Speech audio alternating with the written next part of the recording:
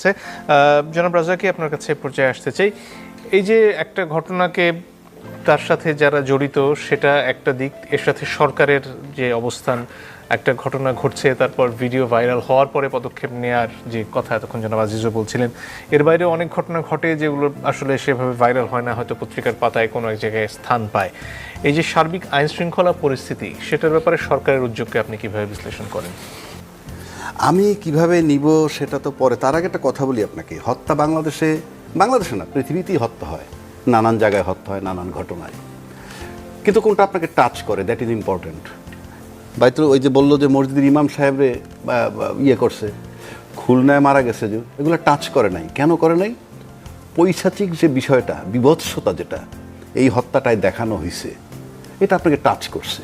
10টা ভিক্ষুক আপনার কাছে ভিক্ষা চায়, সবাই কিন্তু আপনি দেন না। যার আবেদনটা, যার চাওয়াটা আপনাকে টাচ করে, তাকে আপনি ভিক্ষা দেন। তো এখানে টাচ করছে। এখন এই টাচের বিষয়টায় দেখেন, আপনি যখনই এই ধরনের ঘটনা ঘটে, তখনই ধরেন আপনি বড় স্টেক হোল্ডারের যে দলটা, সেটার থেকে আপনি কাউকে কাউকে কাউকে কাউকে বহিষ্কার করছেন।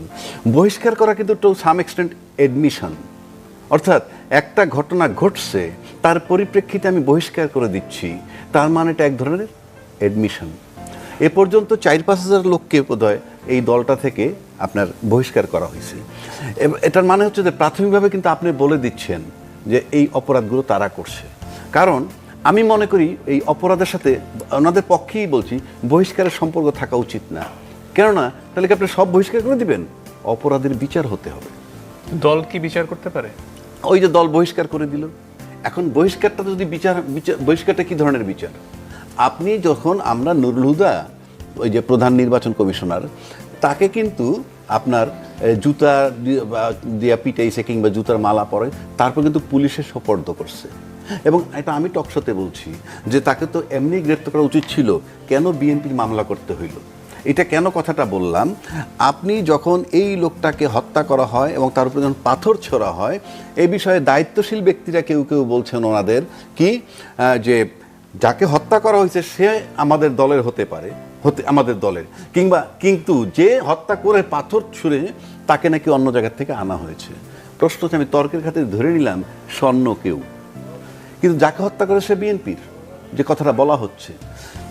এরা এইরকম ঘটনায় আশেপাশে বিএনপির লোক বহু ছিল, প্রতিরোধ কেন করা হইল না?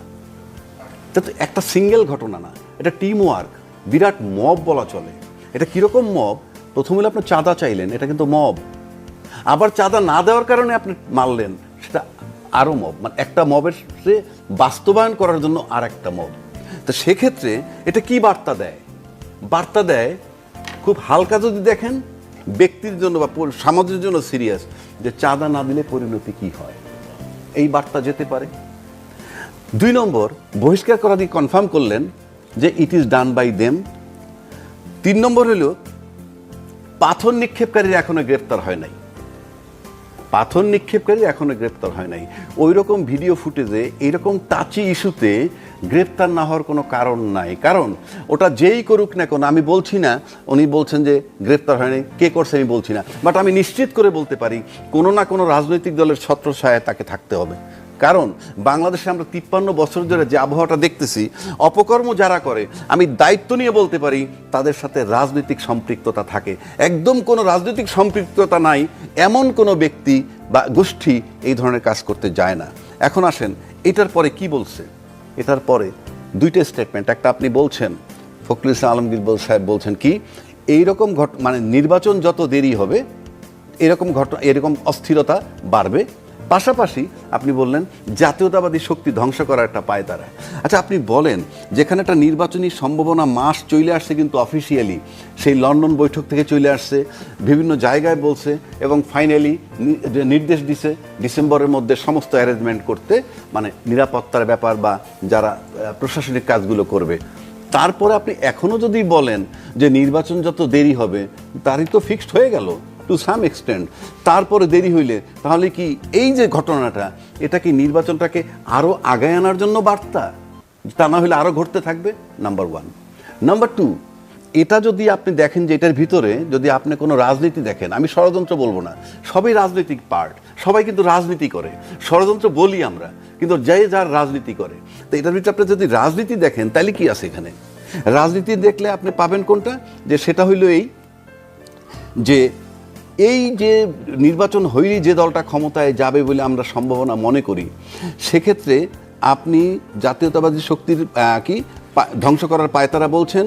তার মানেটা কি? তার মানে হচ্ছে যে আমি ব্যক্তিগতভাবে যদি আমি যাই এটা ষড়যন্ত্রের দিকে বা রাজনীতির দিকে যাই, যে বাংলাদেশে এখন যে জিনিসটা চলতেছে আমার ধারণা যে ইলেকশনের চেয়েও বড় হইল ইউনূস অপসারণ। কেন বলছি আমি? কারণ সবচেয়ে বড় stakeholder, no doubt about it, আজকে ইলেকশন হোক, 6 মাস পরে হোক, 1 বছর পরে হোক, আজকে সবচেয়ে বড় দলটাই বিজয় লাভ করবে।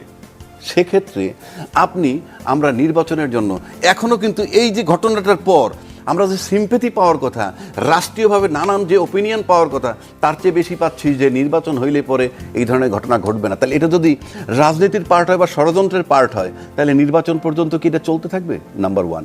নাম্বার 2, যদি এই ষড়যন্ত্র না হয় বা রাজনীতির পার্ট না হয়, তাহলে এই ধরনের ঘটনা এখানেই শেষ হতে হবে। কিন্তু এই ধরনের ঘটনা যদি চলমান থাকে, তাহলে আমরা ধরে নিব রাষ্ট্রটায় নির্বাচনের চেয়ে বেশি গুরুত্বপূর্ণ হলো অস্থির করে ইউনূস সাহেব অপসারণ। এবং আমি নিশ্চিত করে বলছি, ইউনূস সাহেব চলে যাবেন, সে নির্বাচন দিতে পারুক কি না পারুক, উনি চলে যাবেন। সুতরাং যে শক্তিটা পতিত হইছে, সেই শক্তিটা যদি ভাবে যে অন্য কোনো দল নির্বাচিত হয়ে যদি ক্ষমতা আসে, তাহলে পরে তাদের জন্য, এবং সেই শক্তি যেই শক্তিটা পতিত শক্তির ছিল গার্জিয়ান, সেইটা যদি এরা কবজা করে ফেলে, তাইলে ওই পতিত শক্তির জন্য সামনে রাজনীতি কঠিন হতে পারে। সুতরাং এখানে রাজনীতি নির্বাচন করে ক্ষমতার চেয়েও ইউনূস অপসারণটা বেশি, সেজন্য এই অস্থিরতা চলমান থাকতেও পারে। জি, ধন্যবাদ। এই যে আইন শৃঙ্খলা পরিস্থিতির ব্যাপারে অনেক দিন থেকেই কথা হচ্ছে, এবং সেখানে একটা অজুহাত শুরু থেকে দেয়া হতো যে পুলিশ বাহিনীকে আসলে সংস্কার করা যায়নি, সে কারণে সব পরিস্থিতি নিয়ন্ত্রণ করা যায় না। এই যে আইন শৃঙ্খলার ব্যাপারে সরকারের এখন পর্যন্ত অবস্থান, বিশেষ করে মবের ব্যাপারে, সেটা কি ক্ষেত্র বিশেষে কোনো ক্ষেত্রে তারা ব্যবস্থা নিচ্ছেন, কোনো ক্ষেত্রে নিচ্ছেন না এমন? ধন্যবাদ আপনাকে এবং সহ-আলোচক। দেখেন, আমার মতামতটা আমি আপনাকে এখানে দেই। সেটা হলো, যেমন আপনি মবের ব্যাপার টানলেন, যে মবের ব্যাপারে শুধু এইটা না, এমন কথা আসছে যে কখনো কখনো প্রশাসন কারো আন্দোলনের বেলায় গরম পানি মারে, কারো আন্দোলনের বেলায় ঠান্ডা পানি মারে, এই কথাও আসছে। এই কথা যদি ইউনূস সাহেব যে অবস্থায় বর্তমানে আছে, তাতে কিন্তু এই যে গরম পানি এবং ঠান্ডা পানি, এই প্রশাসন বলতেছে, মানে এই সরকার বলছে কি না সরকারের কেউ, আমার কাছে মনে হয় এই প্রশ্ন যদি কোনো সাংবাদিক প্রশাসনকে করে, তাহলে অকপটে বলতে পারবে। কারণ ইউনূস সাহেব এমন একটা সরকার, যদি বইলে থাকে, তাহলে প্রশাসন নিশ্চয়ই বলবে যে গরম পানি মারি কিংবা ঠান্ডা পানি মারি, আমরা সরকারের নির্দেশে মানি। আমি আজকেও বলছি, সবাই প্রশ্নটা কইরেন সেই পুলিশদেরকে, যে তোমরা যে গরম পানি মারলা আর ঠান্ডা পানি মারলা, যে কথাটা আসছে, কার নির্দেশ?